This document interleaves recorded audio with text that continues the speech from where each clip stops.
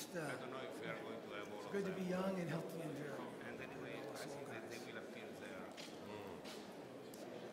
Değerli meslektaşlarımız, öğle yemeğine de yetişmek için bu session'ı bir an önce ben başlatmak istiyorum. Herhalde dışarıda kahve molasında olan arkadaşlarımız da yavaş yavaş içeri gelecekler. Bu bir PGTA discussion paneli olacak. Biliyorsunuz kongrelerde her zaman önemli tartışmalara yol açan bir konu bu.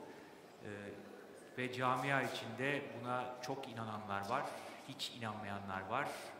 Dataya göre bakarız, düşünürüz, ben orta bir yolda duruyorum diyenler var. Ve bu zor konuyu tartışmak için dünyanın değişik yerlerinden burada olan aramızda çok değerli 4 tane panelistimiz var. Ben kısaca size onları tanıtmak istiyorum. So what I was saying that we should start the session as we have to go for lunch, and we have very distinguished guests over here who will share their ideas about this very controversial subject. As we all know, there are firm believers, firm disbelievers. Some people stand in the middle ground, but I think it will be an interesting and it will be an exciting session. So let me introduce to you our distinguished guests. First of all, Dr. Richard Paulson. He's the director of USC Fertility Center and has been with the practice since 1986. He's also a professor of obstetrics and gynecology and chief of the Division of Reproductive Endocrinology and Infertility at the University of Southern California. He has been rated as one of the best doctors in North America continuously since 1994. He has published numerous papers, written numerous book chapters, as you would all know, and he was one of the first to describe the effect of age on female infertility and how to overcome this important obstacle. So welcome, Dr. Paulson. And our second distinguished guest is Dr. Richard Scott. He's a reproductive endocrinologist, obstetrician, and gynecologist. He's a professor and fellowship director of the Division of Reproductive Endocrinology at Sidney Kimmel Medical College of Thomas Jefferson University in Philadelphia. He's a certified, he has been certified by the American Board of Bioanalysis as an embryologist and andrologist, so it's rare to get somebody who knows, who has gathered knowledge in both embryology, andrology, and reproductive endocrinology. He received his medical degree from the University of Virginia in medical school and completed his residency in obstetrics and gynecology at Wilford Hill USAF Medical Center in San Antonio. And he's currently the director of RMA New Jersey. So welcome, Dr. Scott. And our next distinguished speaker is, as we all know, Dr. Luca Gianaroli. He has been in Turkey several times before, numerous times before, I would say, too many to count. He's the scientific director of CISMER in Italy, the Italian Society for Study of Reproductive Medicine, and holds the position of scientific director of International Institute of Advanced Reproduction and Genetics. He's the honorary professor at the School of Biosciences in the University of Kent, UK. He has served as the chairman of Italian Society of Reproduction and Embryology, and also he has been the chairman, the past chairman of the European Society of Human Reproduction and Embryology. He's a member of ESHRE Certification Committee, COVID-19 Working Group, and the coordinator of the steering committee in ESHRE ART Center Certification Program. In 2014, he was also appointed as the Fellow of Royal College of OB/GYN. So, welcome, Luca. And finally, our fourth distinguished guest here is Dr. Barış Ata, who is also the president of the Turkish Society of Reproductive Medicine and also the president of this Congress today. I have known Barış for a very long time, I would say maybe now close to 20 years, and he's an outstanding clinician, a very talented researcher, a very good surgeon, and a very good friend. And he's a full professor now at the Koç University School of Medicine. He was the founding director of IVF units at Uludağ University in Bursa and also at the Koç University in Istanbul. And he is a clinical, and he did his clinical and research fellowship in Canada, in Montreal, in McGill. He has a master's degree from clinical trials in London School of Hygiene and Tropical Medicine, which puts an extra strength into his resume, I believe.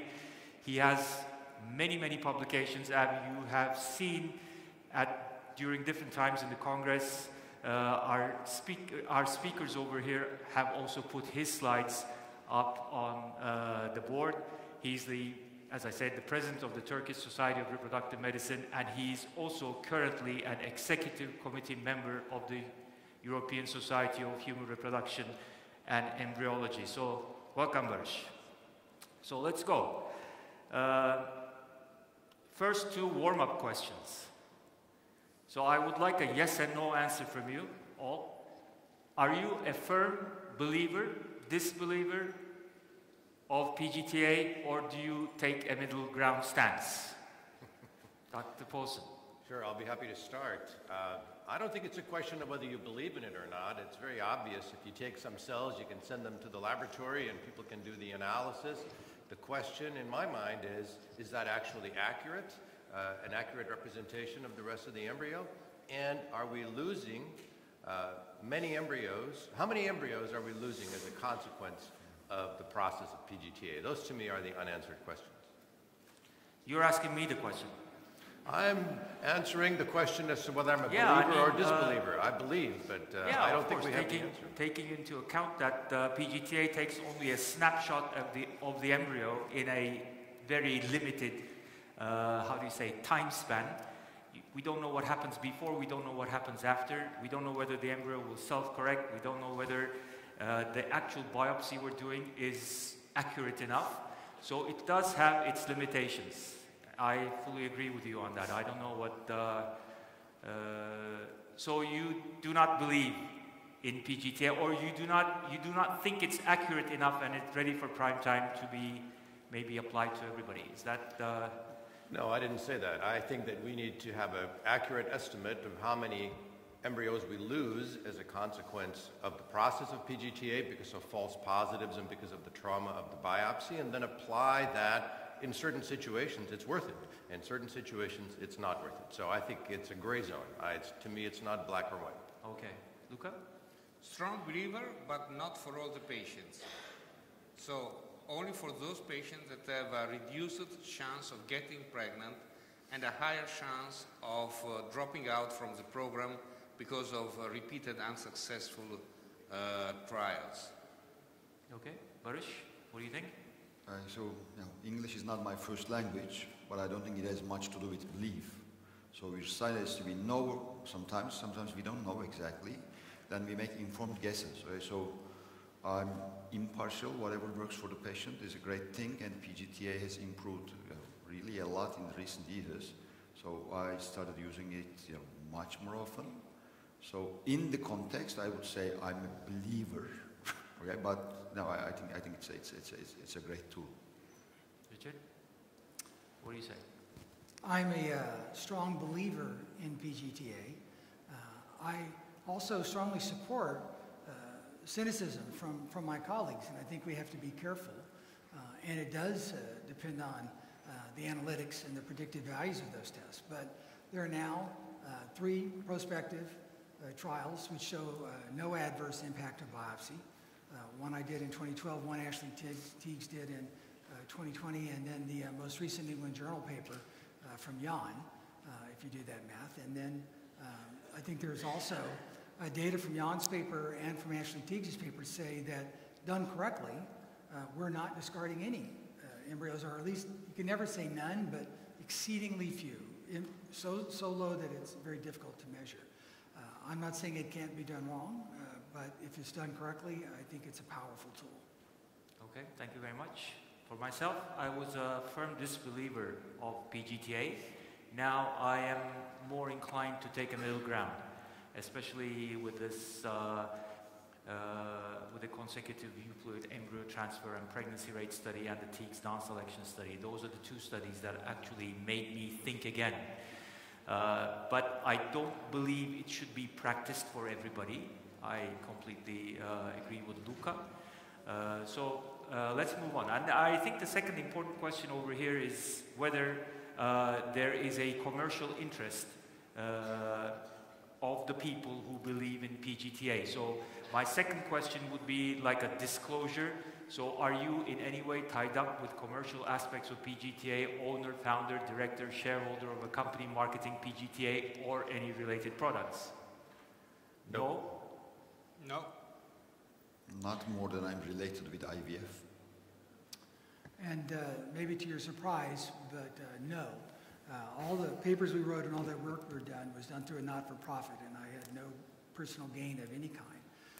Our group in Europe, when we merged with EVI, owned a small lab in the United Kingdom that, by the way, lost money only, and is now sold. So, no, I have no commercial conflicts. Okay, thank you very much. So we clarified that issue, and the second question before we move on to, or the third question before we move on to more pertinent issues is PGTA is charged differently throughout different countries. So, for example, in Turkey, just to give you an example, a normal IVF cycle is about $1,000 US, excluding medications, 1,000. And if you do PGTA, then the patient has to pay approximately $200 for the biopsy procedure itself, and then the genetic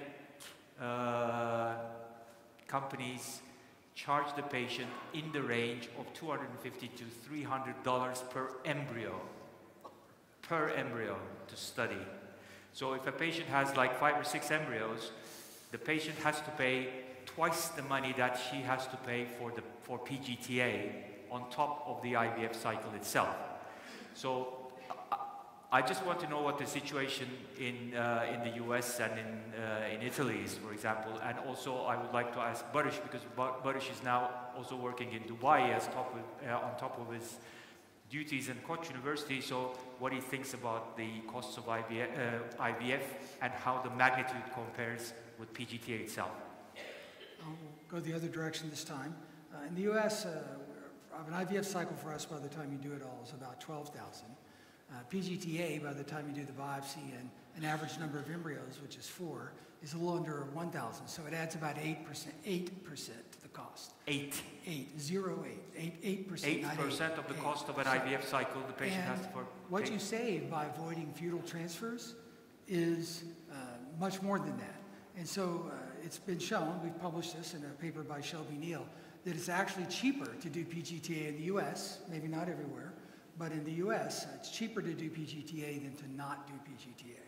Yeah, I understand that. And given the fact that the patient has to go through another cycle, so it's much cheaper to do the PGTA. So if we just leave out from the equation what just Dr. Paulson has mentioned in his opening remarks. So if it's 100% accurate, then okay, so I can perfectly understand that. And Richard, what do you think? Well, so I'm shocked to hear you say it's $1,000 on the East Coast. It's $5,000 in California. So the IVF cycle is $15,000. The PGTA is $5,000, about the same cost as a frozen embryo transfer. So if it's perfectly accurate and you don't lose any embryos, then whether you do a frozen embryo transfer to see if it works, or a fresh transfer, let's say, versus doing the PGTA, is the same cost. Mm-hmm. Luca, how is it in Italy? In Italy it works, at least in our center, it works like this. We have a fixed price. Doesn't matter how many embryos we analyze, and is roughly between 20 and 22% more than a conventional IVF or ICSI cycles. We work completely reverse of what has been said up to now. So we establish with the patient an agreement saying that if were able to expose her at a maximum of 3 embryo transfer, with one blastocyst, she has a chance 70% to delivery. In doing so, according to her age, her clinical history, we plan how many oocyte recovery has to be done to have at least three normal blastocysts. So for some patient it could be 3, 4, 5, whatever. And according to that, then we do only one time the analysis, and then we start to transfer one after the other until she doesn't get pregnant, for a maximum of 3 embryo transfers. Okay. So it's like 8% in the East Coast. From, as far as I understand, about 30% of the total IVF cost in the West Coast of US, and about 20-25% of the total IVF cost in Italy. Barış, what do you do in Dubai? In the UAE, so we work in different settings, and I would ask, Urman Fatemi to correct me or add any other information that I might be misquoting. So there's government-funded IVF, and then there's self-funded IVF. Right? So self-funded IVF packages are like Luca, so our packages include PGTA, and we don't charge people like per embryo or whatever, and we also provide that service through an in-house genetics lab. I think that controls quality and cost. For the government-funded, which is probably sort of irrelevant, but I think that might be charged per embryo. It's the same like Richard scheme, so it's about 8 to 10%. Yeah. Okay, and in the meantime, please free to ask questions. So we don't need to save the questions to the end of the session. So if you just want to ask something, just walk up to the microphone and please do so.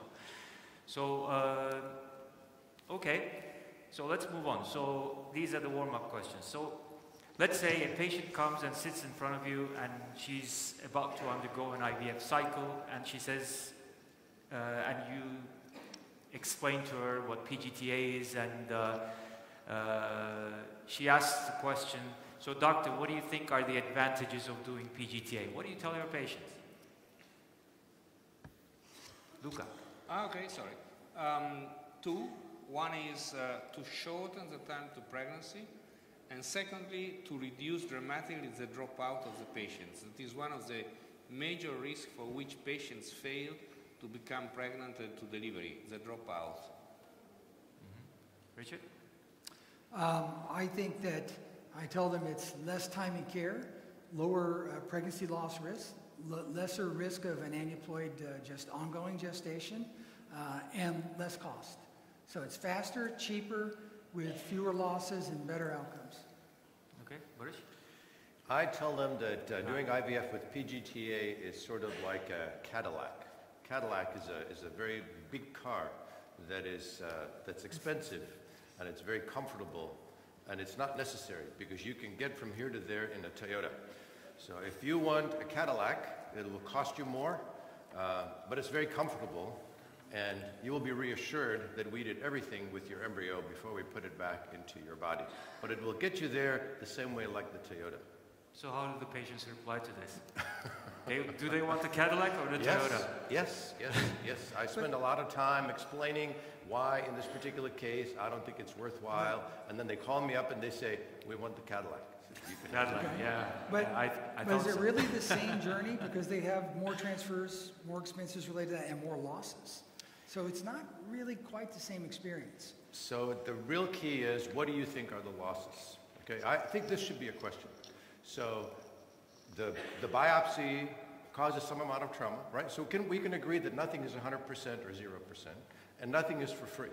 So the biopsy has a little trauma, and then we have some false testing. So you're going to throw away embryos. The STAR study showed 50% loss rate.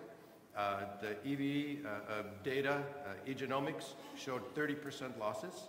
I think that I agree with Barış. I think it's gotten much better over the years. I think the losses are perhaps 20% now. I estimate them at 20%. So, okay, so that means if a patient has a lot of embryos, then it's not a problem.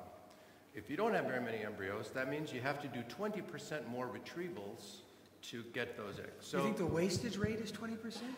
I think, yes. I think you lose 20% of potential implantations.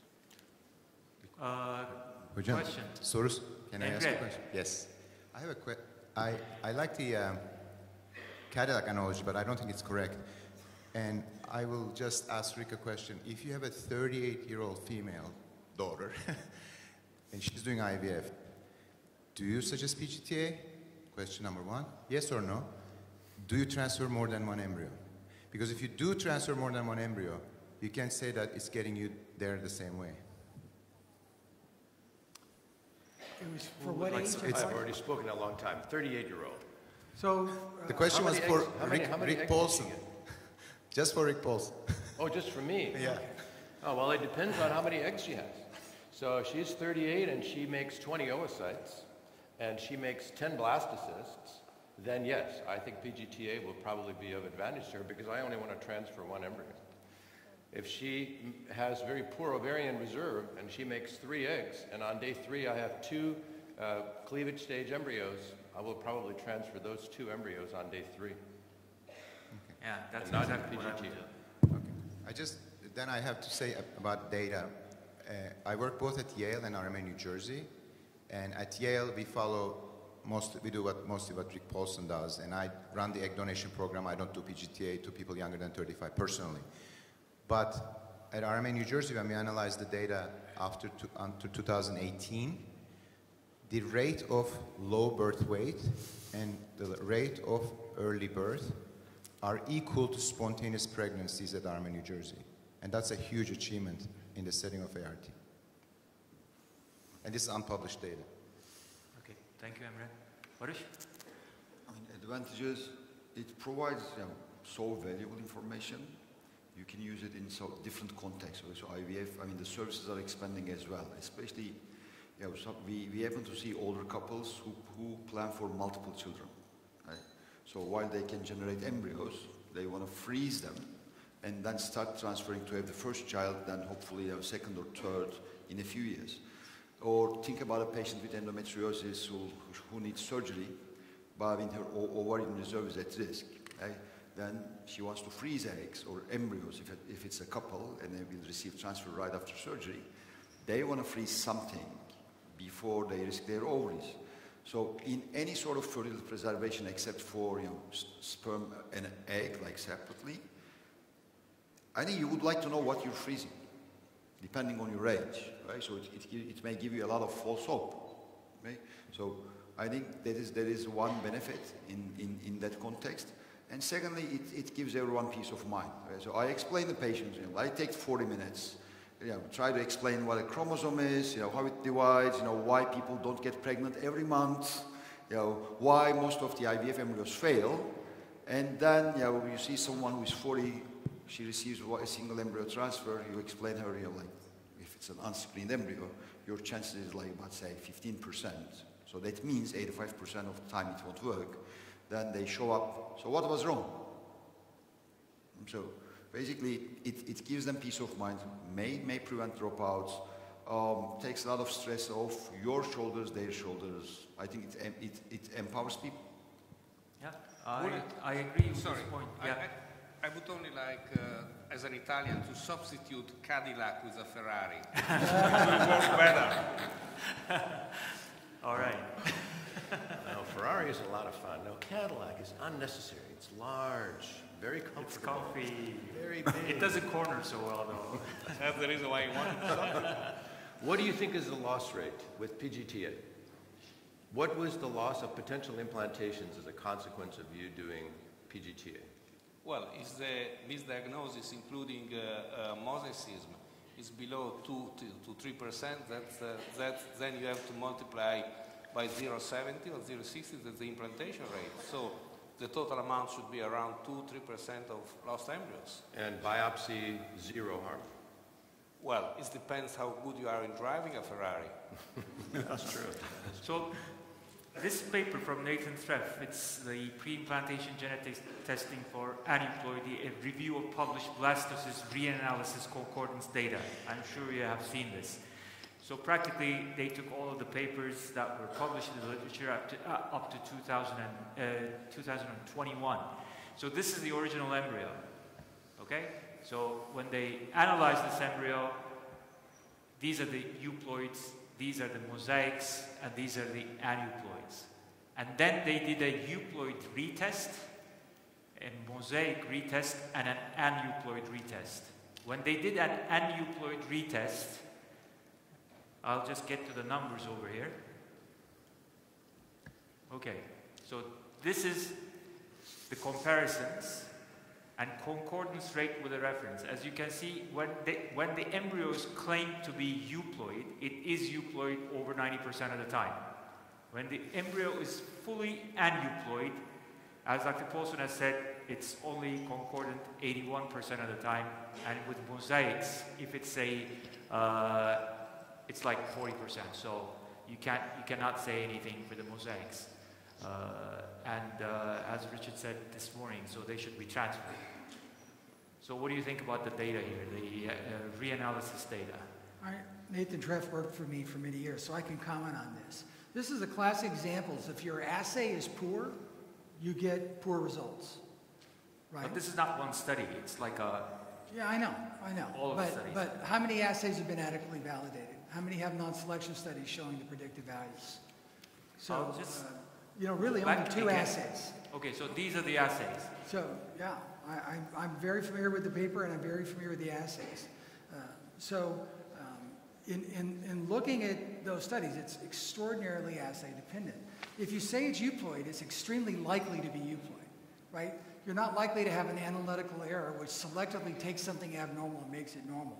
Statistically, and if you get into the informatics, it's much more likely to have something normal called abnormal, which is why you gauge the precision on that side. It's easy to make euploids be euploid.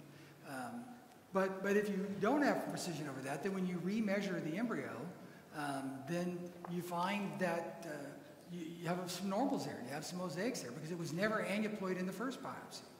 If you look at the assays that have been validated correctly, that have been through non-selection studies, and you take those aneuploids and you reassess them, the concurrence rate for whole chromosome aneuploid, 98%, 99%. So it's not 80. This is why we have to validate these assays, because otherwise I'm actually agree with Rick Paulson on everything he says, and even stronger. It's very dangerous. And so we need to really demand thorough validation. Our assay's been validated. If you go back and if they put in the implantation rate from the mosaics in the on paper from the New England Journal, even though I think it's perhaps the least relevant paper ever published in the New England Journal for many reasons, it does show, by the way, that there's really no impact of biopsy and no loss of embryo. So I think that goes a long way to validating that assay. So these things can be done. And there's many other studies that have shown that these other assays are just not accurate. WGA is an extremely, extremely variable technique with the forms that are contemporary today. And when you're using WGA, you should use extreme caution. You may be throwing out embryos. And the other thing I think is should be important, especially during the discussion, is the number of embryos that the person generates at the end of the day. Because most of the couples that we deal with today are older age couples, especially, for example, couples that come to me, they are at least 37, 38, and most of them are 39, 40 and over. So we collect less oocytes, we have fewer blastocysts, and even if the platform that we're using has a very small chance of not labeling the embryo accurately, we are denying that patient of a potential pregnancy. We don't transfer that embryo based on the results of PGTA, even if the accuracy of the platform is only very, slightly diminished. Have you measured the predictive value of the technique that you're using? No, not me. I mean, I don't run a PGT lab, so. But at least in the US and in Spain, the lab directors in the clinical techniques are responsible for the validation of any analytical tool we use.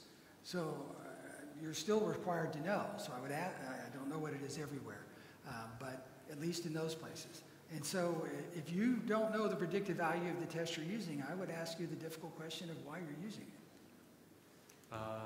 Using PGTA.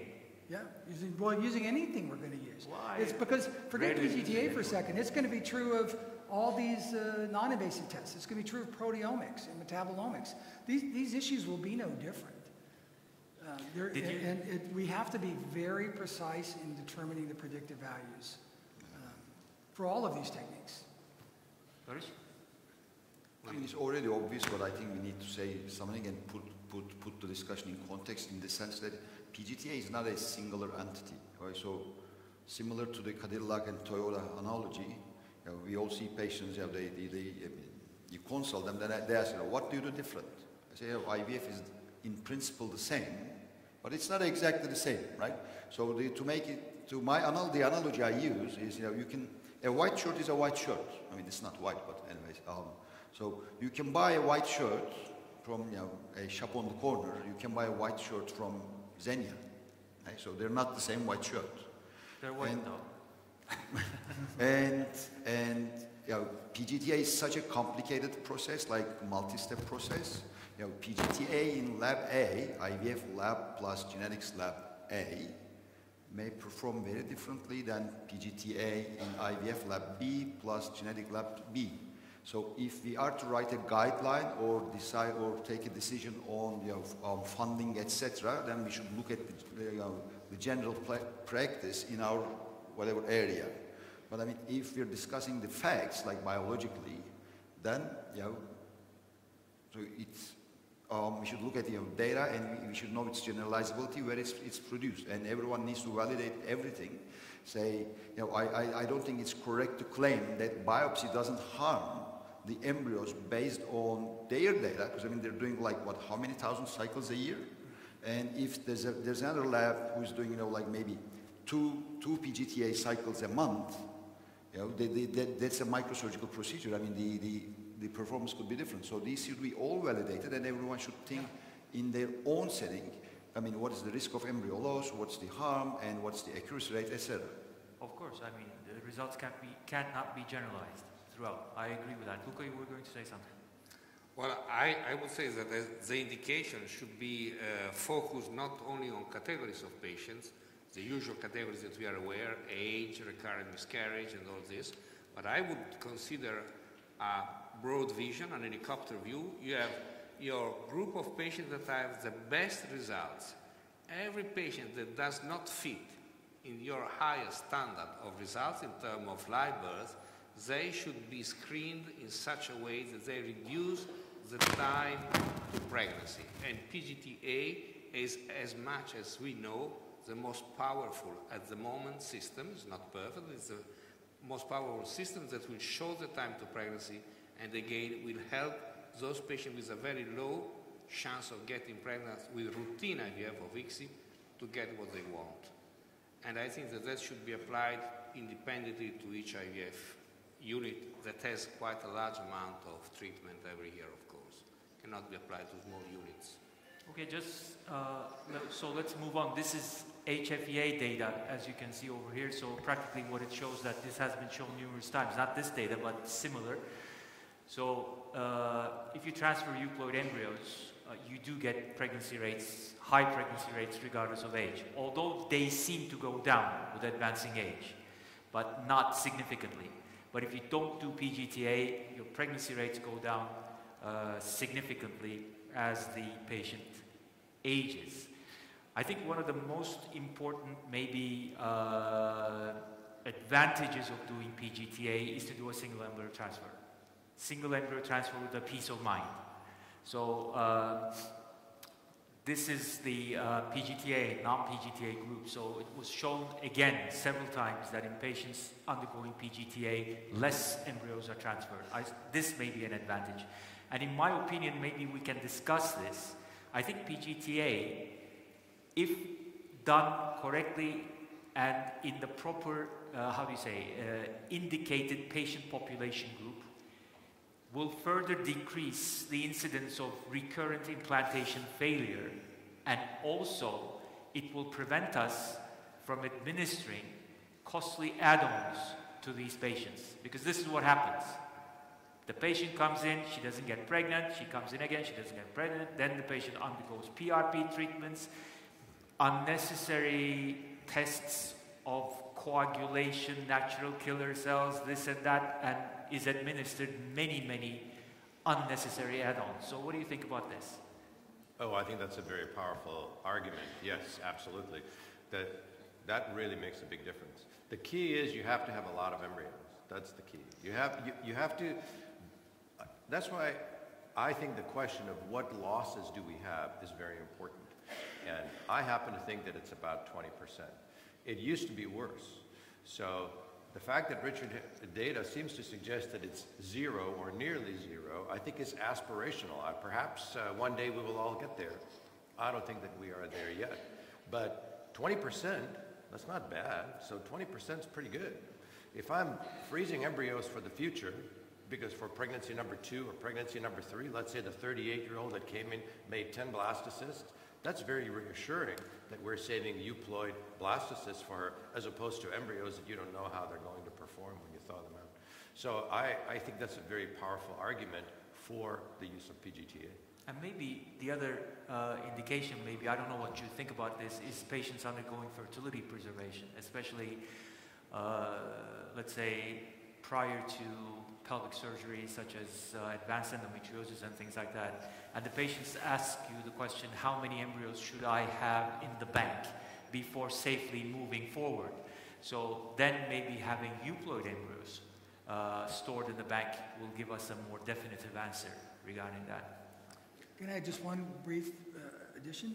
So I would love to tell you that our lab in New Jersey is better than everyone else's, and that we're better at everything than everyone else is. But I've traveled a lot to see many of my colleagues and many friends, and as much as I wish it was true, it's not true. There are good programs. There are a lot of great programs out there, and people who provide great care and have great labs. So I think that in some sense, it is aspirational to get to that level of where the wastage is probably 0 to 2%.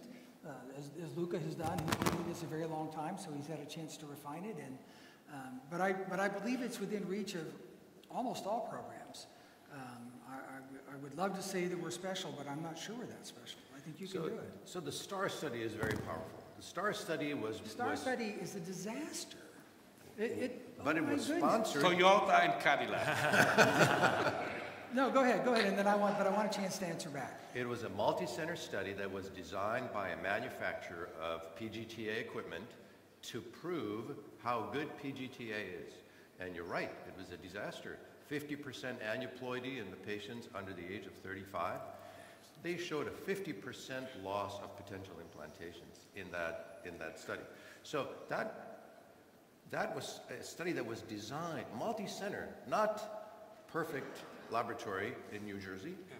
Multi-center, very good programs. They were handpicked by the manufacturer. That's a mistake. When you have such a sophisticated technology, you shouldn't start a multi-center trial without having checked detail after detail the quality of the work. That was a major mistake. You just got to go a little deeper. I was an external data adjudicator, so I saw the raw data. And it's now long enough out that I can talk about it.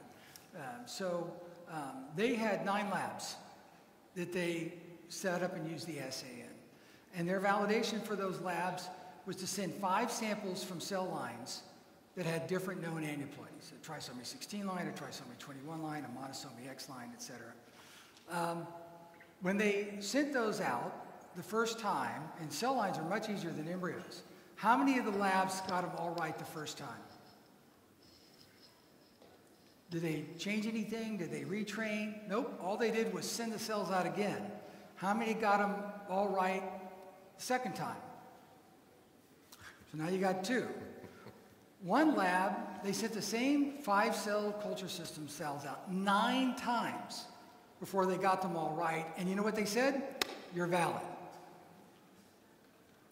And then after that, because errors tend to overcall aneuploidy, for sure, you're seeing this massive overcall, which occurred. I just couldn't agree more that there was a massive overcall of aneuploidy. But their assay was a mess, and it wasn't validated. And in fact, they failed what any of us would consider a reasonable standard. Oh my goodness, if you miss 8 out of 9 times, should you be allowed? And by the way, that lab is the one that did the largest number of samples in the study. So yeah, this is exactly what happens when you don't be careful. And by the way, this is not just, again, it's not just for PGTA. This will be true for any embryo diagnostic. We must be very careful. For any surgical procedure also. Yes. Same story. Yes.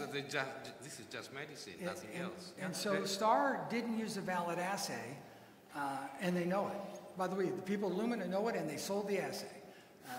They goofed up, and that's why the data from that are just uninterpretable. And the writers of the STAR trial, they keep on doing whatever they were doing before. So that hasn't changed. That's the other thing. That's sad. Yes, there's a question. Short as possible.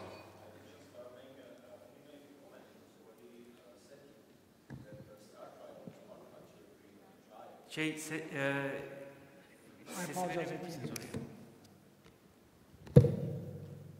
I would only like to stress that, and it was already said here, that STAR trial was manufacturer-driven and organized trial, and I think the motivation was to show that the assay of the manufacturer will work in every lab, independent of training of the people in the lab who are doing this. And so it failed, but it failed in this showing that it will work in untrained lab and untrained personnel. It doesn't tell you anything about PGTA basically, because as Richard said, how it was organized, it only proved that the assay is wrong. That's everything.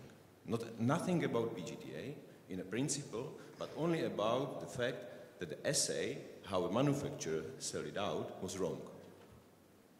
One more question.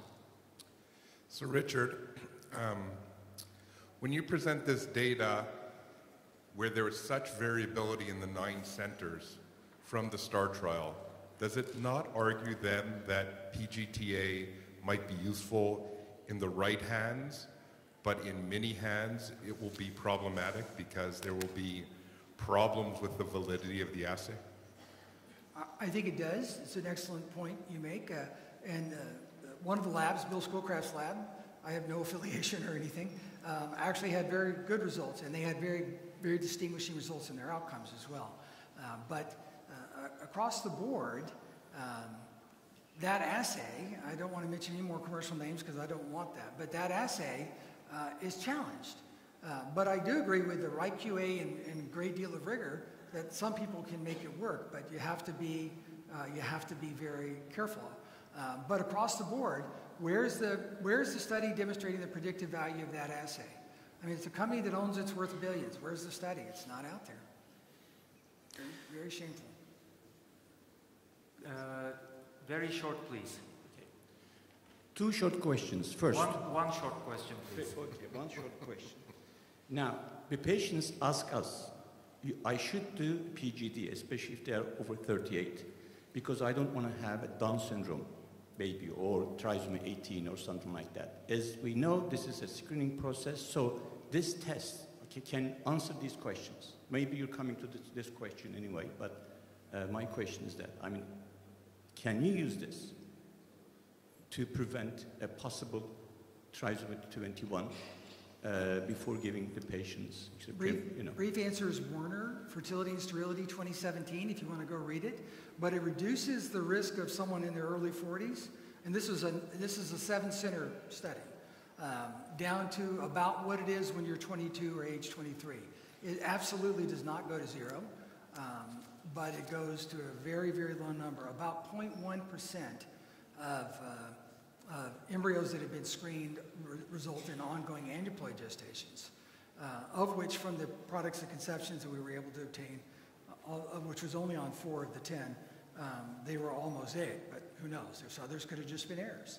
But you can reduce that risk from very high in your early 40s back to what it was in your early 20s. That's the way I explain it to patients. No, but there is something else to add, if you agree, that over the age of 40, you know that 95% of the miscarriage are due to aneuploidy. So even considering that you have a 2 or 3% of misdiagnosis, if you are able to reduce down to 90% less miscarriages in patients over 40, can you imagine how much cost you save in terms of time, stress, and real economical cost?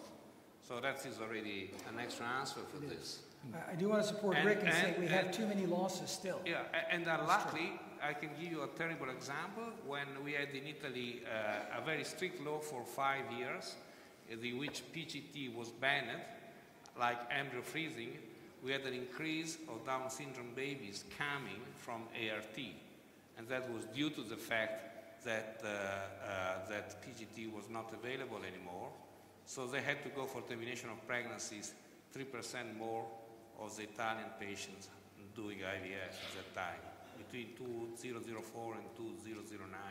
Yeah, I think it's still dependent on the number of embryos you eventually get. Because, I mean, if you look at the conversion rates from eggs to embryos, embryos to blastocysts, blastocysts to euploid blastocysts, then you, as Richard showed this morning, you only get about 10 or 11% of the initial oocytes, I believe, that you have collected, resulting in an embryo that is deemed sufficiently good for transfer. So, yes, but it means that a patient with a diminished reserve, which most of those patients are, has to undergo maybe multiple cycles of IVF to eventually end up with one euploid embryo. And it's going to cost a huge amount of money, especially given the fact that IVF itself is very expensive. Now, to turn the coin around, IVF itself is very cheap in Turkey. It's like 1/10 of the price, or what you charge, or maybe 1/15 of the price. So I think we should move on. There's another important question coming up. How do you think the outcome in regards to treatment success should be presented? To the patient, to the media, to regulatory authorities, and in scientific publications, starting with Dr. Paulson. Oh, boy. That's an easy, brief answer. So, like, pregnancy rate per ET of a frozen embryo, euploid embryo, live birth rate after transfer of euploid embryos, pregnancy rate or live birth rate per egg collection, per started cycle, cumulative live birth rate per started cycle, or surrogate outcomes such as miscarriage rates or time to pregnancy. Yeah, those are all very difficult. I'm not convinced, by the way, that the time to pregnancy is shortened with PGTA. That's a very creative manipulation of the data to try to make it look like you get pregnant faster by doing it that way. I think there's lots of counterexamples where that is not the case. I will actually make a controversial suggestion, and that all of this should be done on the basis of per oocyte, because it's all dependent on how many eggs you have. The 38-year-old that makes 3 eggs is completely different from the 38-year-old who makes 20 eggs. So to report live birth per egg retrieval, there is no comparison between those two. So per egg, and then you can tell the patient, I think you're going to make 5 eggs based on my table over here. Each of those eggs has a 3% chance of making a baby, or 5%, whatever it is. And if you do PGTA, then you will have the reassurance that you've done the testing. You will have the Cadillac, but instead of 3%, your chance of baby is 2.4% because it's 20% less. So, is that worth it in your case, or is that not worth it? Oh yeah. Yeah, that's perfectly fine. Actually, that's how I counsel my patients, especially coming for social fertility preservation. Yeah. How many eggs should I put in the bank, the patient asks. And we tell them, well, to the best possible... I think we are doing the same mistake that we were doing 20 or 30 years ago. So this is a Jurassic way of thinking, because the way is how many potentially good, healthy, implantable embryos do you have? To do so, you have to go back and say, to have a 40-year-old woman, 3 potential implantable embryos, how many eggs do you need? 20? 25? It doesn't matter how many oocyte retrieval you need. That is your problem. We need 10 blastocysts, because from these 10 blastocysts, 3 will be transferable. And then you agree with the patients. To finish your program, you need 3 oocyte recovery, 4 oocyte recovery, maybe 2. That is the contract, the medical contract that should be agreed between the clinician and the patient. Because when you ask the patients, do you want a transfer or do you want a baby? The answer is always the same. They want a baby. So they don't care about a transfer that would not bring to anything. And that's the reason why it's not creative, the concept of time to pregnancy, but it plays a role also avoiding that the patients, after 1, 2, or 3 failures, they just drop out. That means they will never get pregnant. So I think that also this should be taken into consideration. No, I think you have a very interesting Get a Ferrari. Would you like to? So I try to start with my patients and tell them that we're going to get as many eggs as we're going to get, and we're going to do the best we can with them. And there are reasons that eggs fail. And you know, even when they make embryos, even when they're either going to rest in development, I think those embryos, those oocytes have no reproductive potential. They can be dysynchronous, which is why sometimes you need to freeze them to make sure they're synchronous with the endometrium, which is what makes me so nervous about day 3 transfers. But the reality is I tell them that aneuploidy is the major cause of failure, but there are many other causes. And so we screen for aneuploidy. We can't screen for the other causes. They all won't implant. This 20% number of RIC, I think, is certainly possible in many clinics, but I don't think it's the standard that we could hold ourselves to today. I think that number could be 1% or 2%. But I also tell them, so I tell them just what Rick said, although maybe the math's a little different, but I like to put the story in physiology and clinical outcome and not just a series of numbers, which I think are hard for people to understand. I tell them we reduce their risk of an aneuploid gestation. If you give them all the numbers, they get glazy eyes, but if you tell them when they're 42 that you can make their risk the same as 22, they get that instantly. And I also tell them, particularly that one that has 3 eggs and 2 eggs, and I agree that the actual per cycle benefit may be marginal there. I actually really agree with you.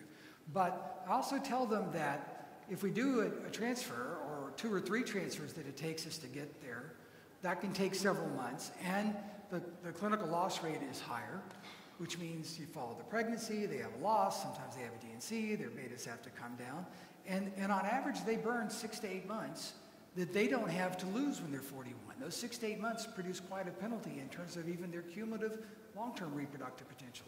So as they're older and have fewer eggs, I tell them that it's more efficient in time, but I don't have data to prove it. So, Uncle, before I get whooped up on, so that's sort of the way I tell the story. Can I ask a simple question? How many of us have in our clinics frozen embryos of patients that didn't complete the treatment? They never got pregnant, they just disappeared. Yeah, all these embryos are lost chance to get pregnant. And when I'm talking about the dropout, I include those set of patients because some of them will go to another center. But there is a huge majority of them that when you call them back, they said, we just stop it. So there are lost chance to produce babies. And that is one of the real problem of IVF as we consider now, cycle after cycle. We need to make a program with our patients in advance. I think Fleischer showed from Germany, and this is papers from the early 2000s, so if my numbers are off a little bit, don't be too mad at me. It's been 20 years since I read the paper. But their dropout rate after a failed transfer, even if they had embryos, was 30%. Yeah, talk about even and having every embryos. single time, so it's massive. So this concept of, I've got 8, I'm just going to put 1 back at a time till I get them, they drop out. You miss many families with such a strategy. Short answer is age-adjusted per gamete pair, like oocyte and sperm, the measure of whatever success. But I'd like to make a relatively counterintuitive comment or statement, whatever, regarding time to pregnancy issue. Young women with a lot of embryos may benefit from PGTA. There was one study, I don't remember the order from the top of my head, but yeah, please feel free to correct me. Even in oocyte donation cycles with young donors, there was like close to 10% or risk of having no euploid embryos in the initial cohort. So assume you have a patient with PCOS, she's 29, 31, I mean relatively young, right? And then she ends up having 7 blastocysts. There's some risk. I mean, none of them will be euploid. So it will take almost a year to figure that out. And then she'll be exposed to all those unnecessary stuff you mentioned. She'll be stressed, etc., etc. So if there's a cost issue, what you can do depending on the setting is you biopsy them, freeze them all, then test them 2 by 2, whatever, until you find an euploid and transfer, if that is possible in the setting. Yeah, that's true. I mean, in the younger age group, I do believe that if you have many embryos, to do a selection earlier on, and given the fact that you will be able to, in most instances, find a euploid embryo. I think transferring earlier will lead a shortened time to pregnancy.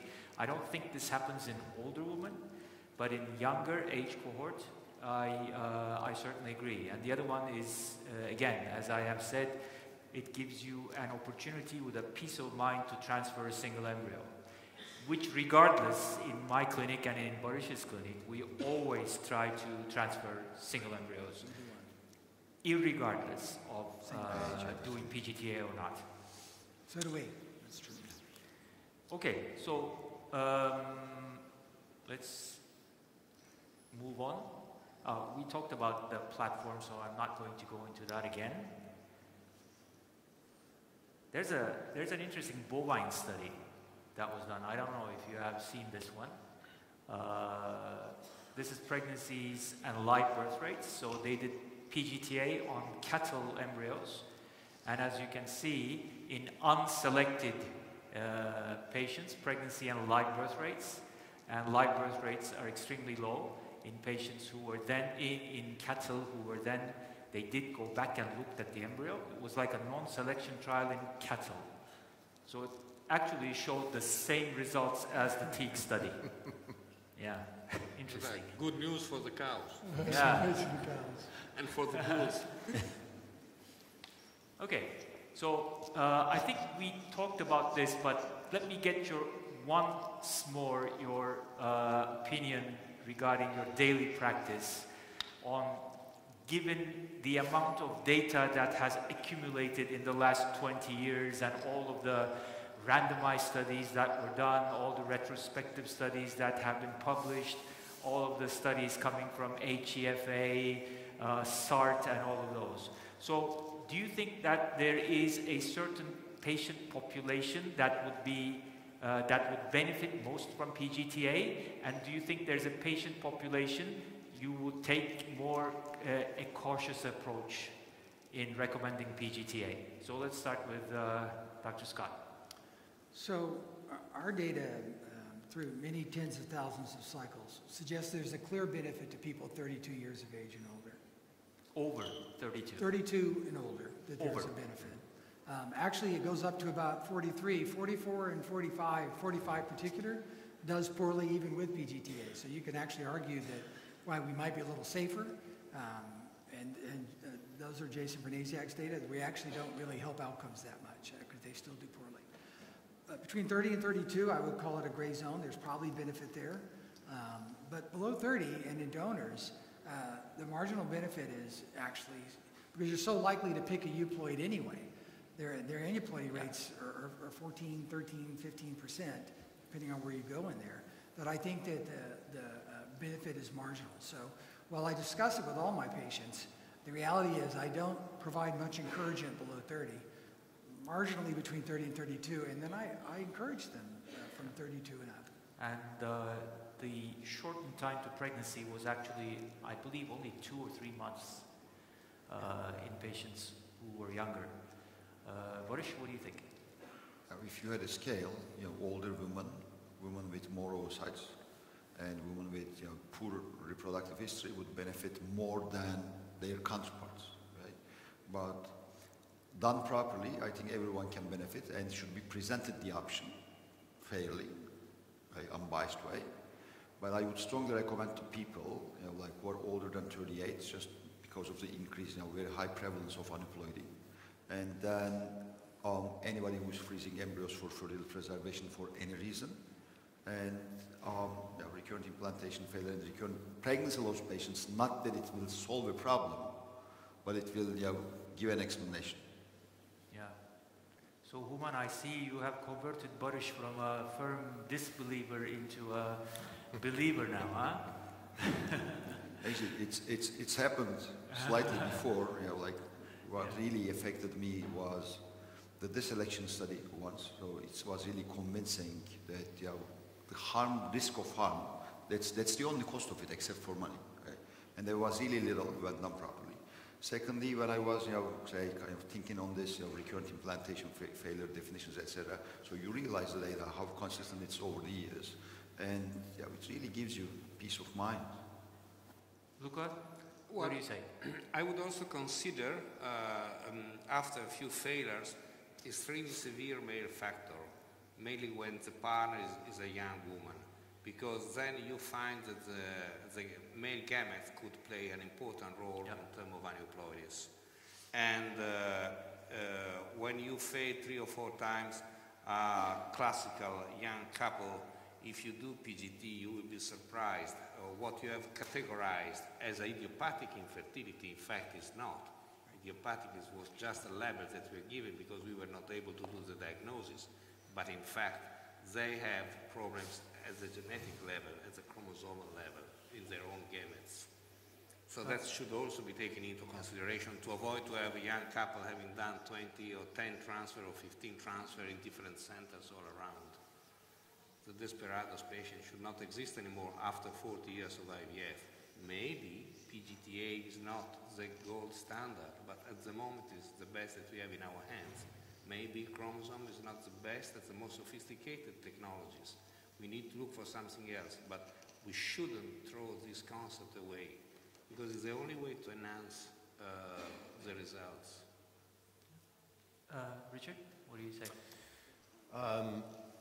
So I'm not as opposed to PGTA as everyone thinks I am. I honestly, I think everyone can benefit from PGTA. That includes patients who are recipients of egg donation. I agree with Barış.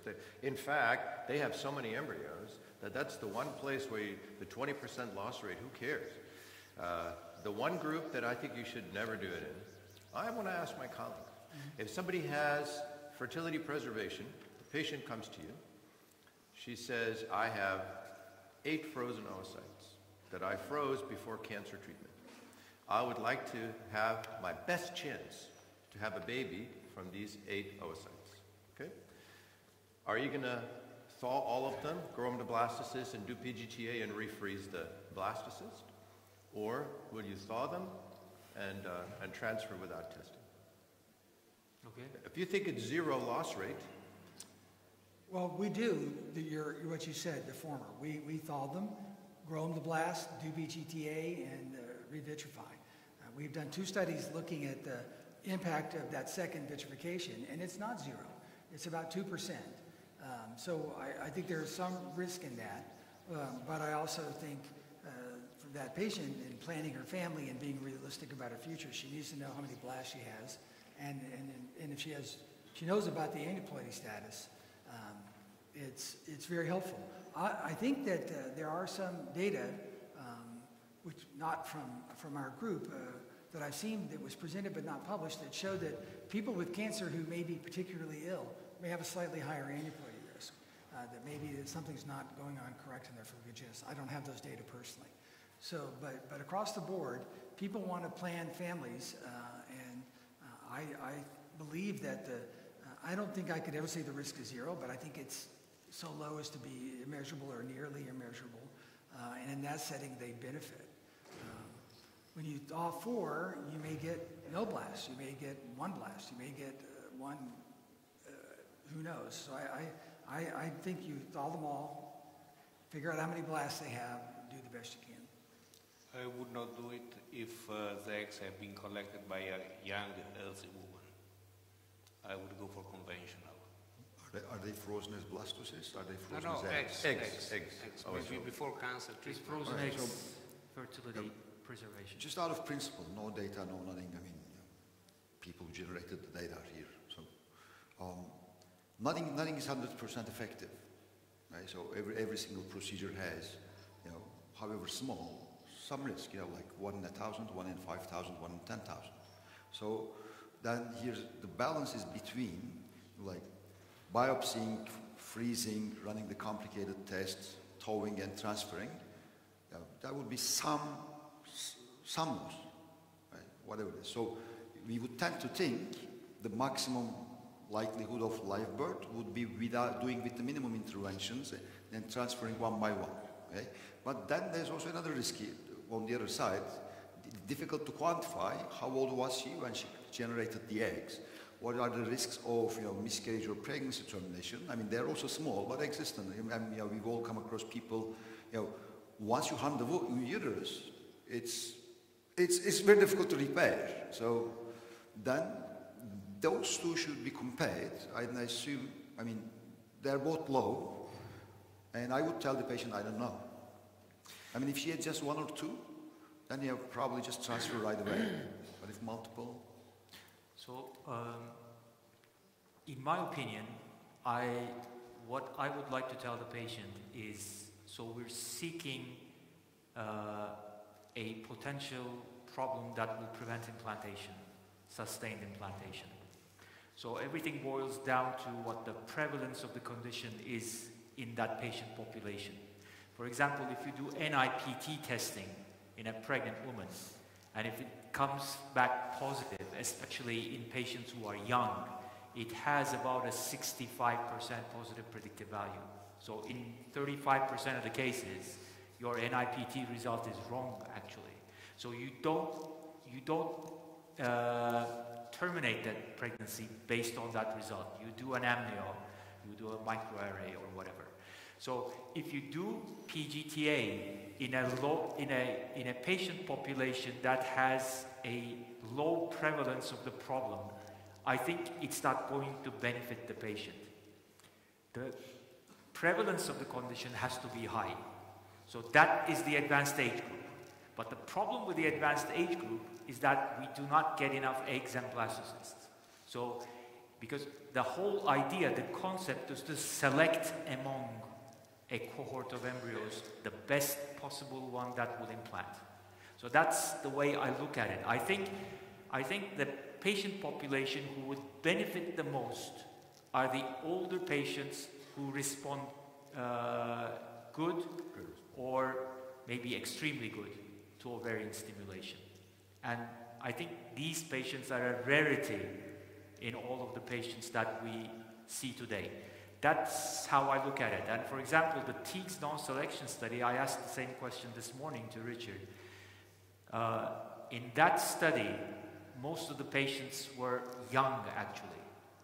But the embryos that were not transferred due to aneuploidy, in 75% of the time, they were in the older population group. So the patients were not represented correctly.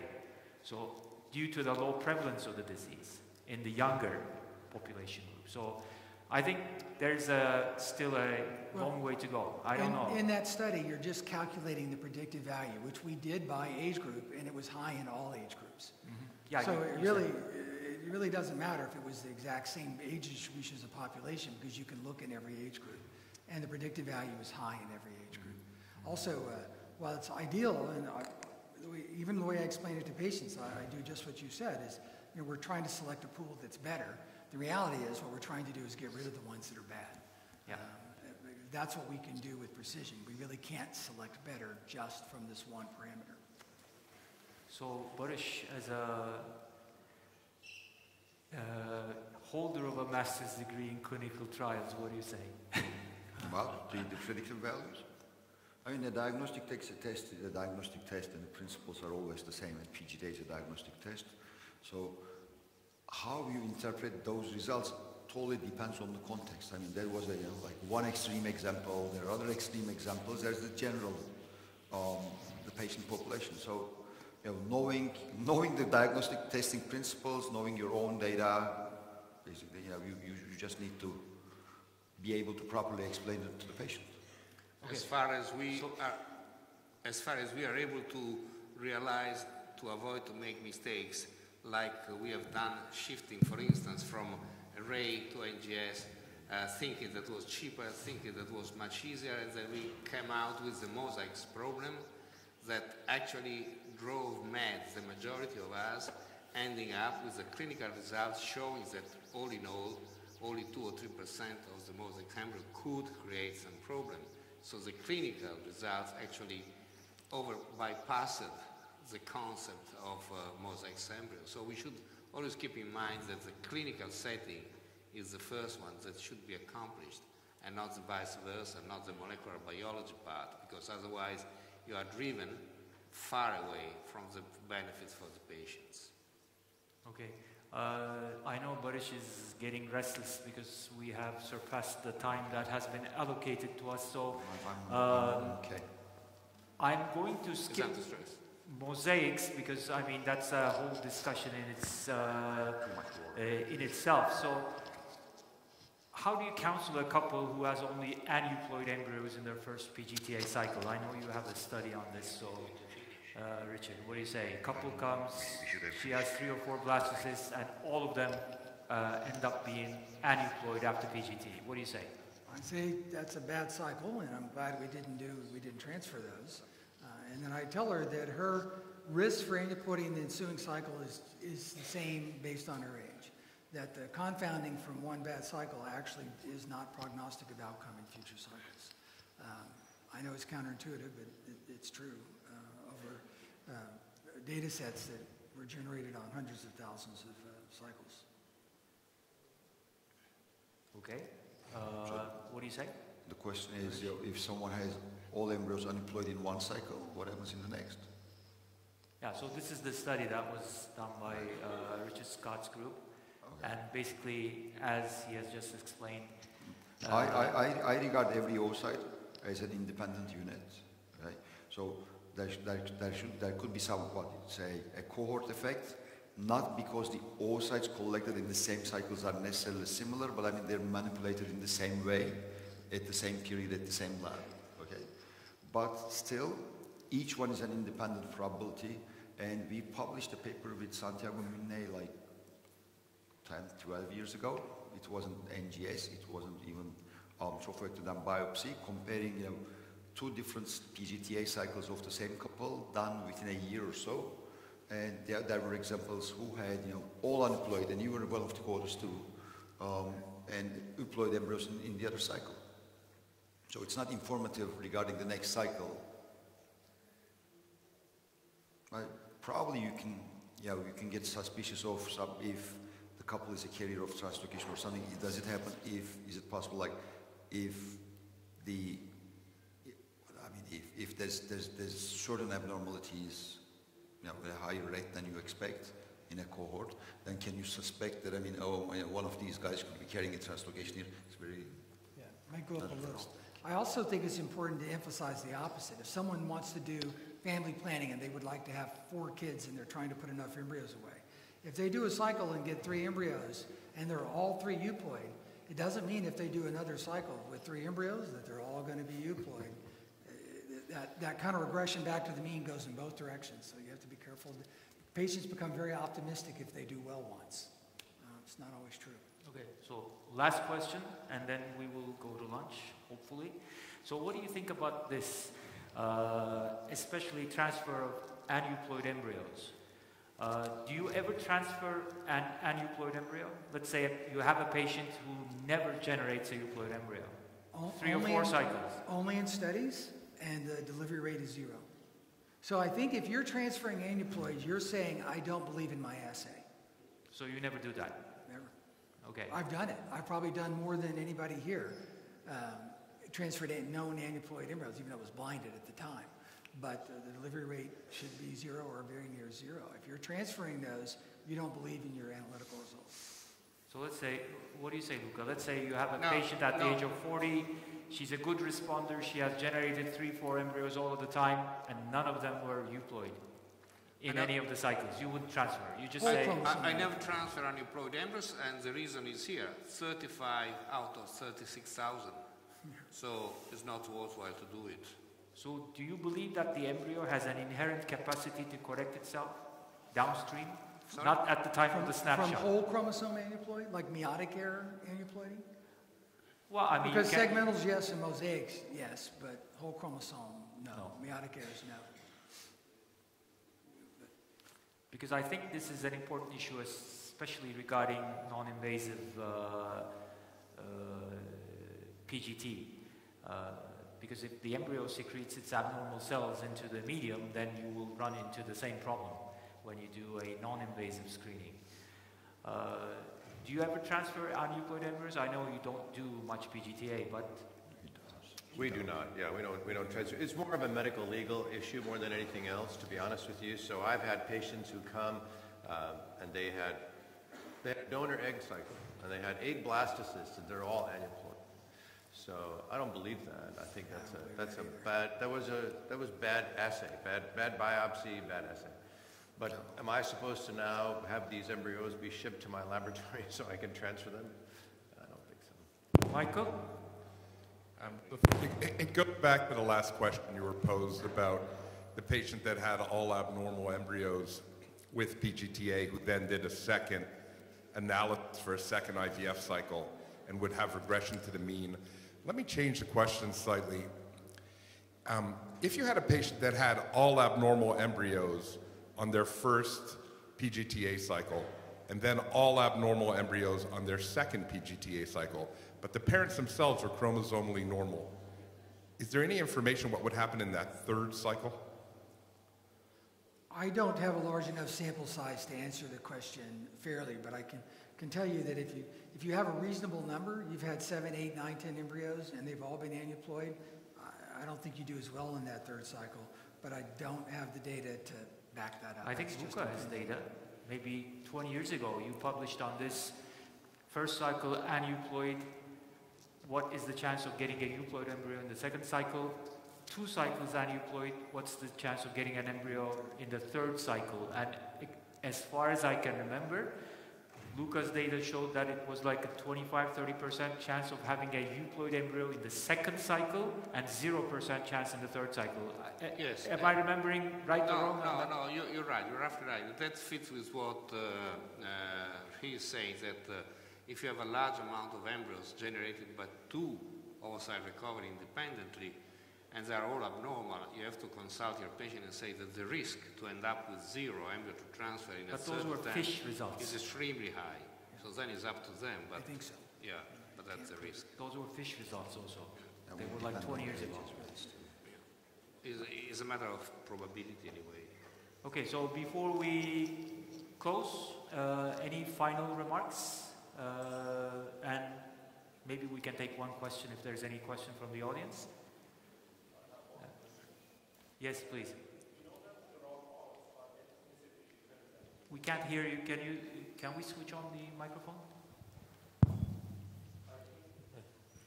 We know that the dropouts are ethnicity dependent, and considering the cost of the PGTA in country like Turkey, which is twice as a normal cycle, do you still suggest PGT? I didn't exactly understand the question. I repeat my question. Could someone repeat the question for us? Yeah. Considering that dropouts are ethnicity or social dependent, country to country differs. In our countries, the chance of dropout is much lower than USA. And considering the cost of PGTA is twice a cycle, do you still suggest PGTA?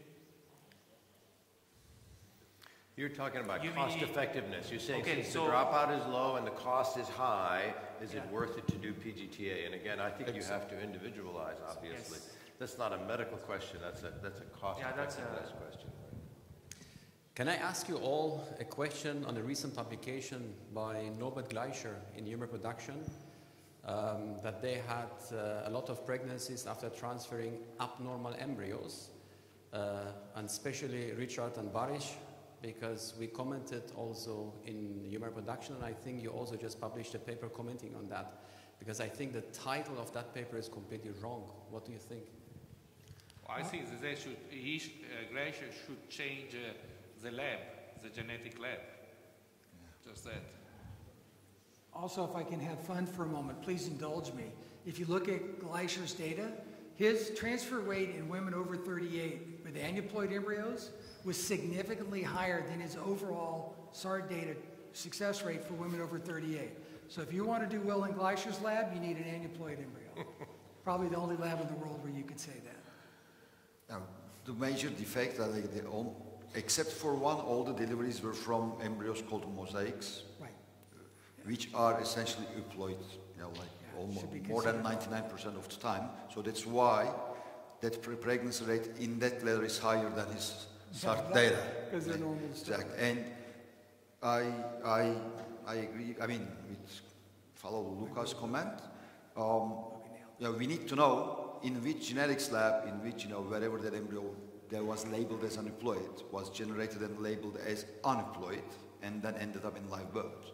Because we just said it's not the same all around. And it's the only one I know in literature that's having a normal, healthy live birth after the transfer of an unemployed embryo.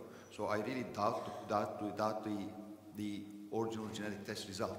And so the question that we will not be handling, I like your edit. I think it was an editorial or whatever letter at some point. I really wonder who started calling these embryos mosaics for the first time and why on earth they did it. I like the other definition, the variable copy number. It's variable technically copy number. Correct. That's how you define the test result. Yeah, they should not be said to be mosaics. Have intermediate value, correct. Yeah, we don't, mosaic is only one possibility of the explanation. Yeah. But and while this topic is up, let me ask one very quick question. Do you believe in high-level, low-level mosaicism, and do you think that it would affect your transfer? Intermediate, you mean in high or low level intermediate copy numbers? Yes, yes, I'm sorry. They're variable. I think that's the key. And it seems to me that the higher the number of abnormal copies that you have, the higher the probability that the embryo will eventually turn out to be aneuploid. So that would make sense to me. What do you think? For us, if it's 70, if it's 2.7 instead of 3, if it's above 2.7, we find lots of pure trisomies in those embryos when we take them apart. So we consider 70% or more, 2.7 or more, to be within the range of variance around that mean value of 3 for that aneuploid. So we call those aneuploid. Below 20%, we call euploid, because again, it's that same variance, maybe even 25, but we use 20. In between that intermediate value are the ones we call mosaic, and we still find normal outcomes. We worry all the time that there might be a mosaic up there in some of those ones that are 2.7, but the proportion of aneuploids is so high that we don't consider them as safe to transfer, and our outcomes in the blinded studies have been uniformly poor.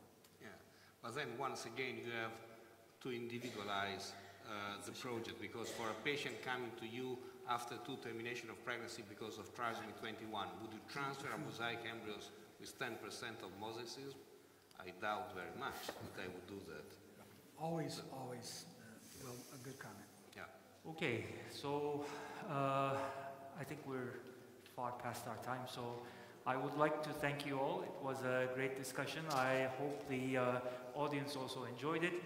So I don't know if there's any more lunch, Barış, but if not, the lunch is on you. Sorry? Is there any more lunch? No. I'll get you lunch. But if you rush via Ferrari, you can get some. Yeah. Okay. Thank you.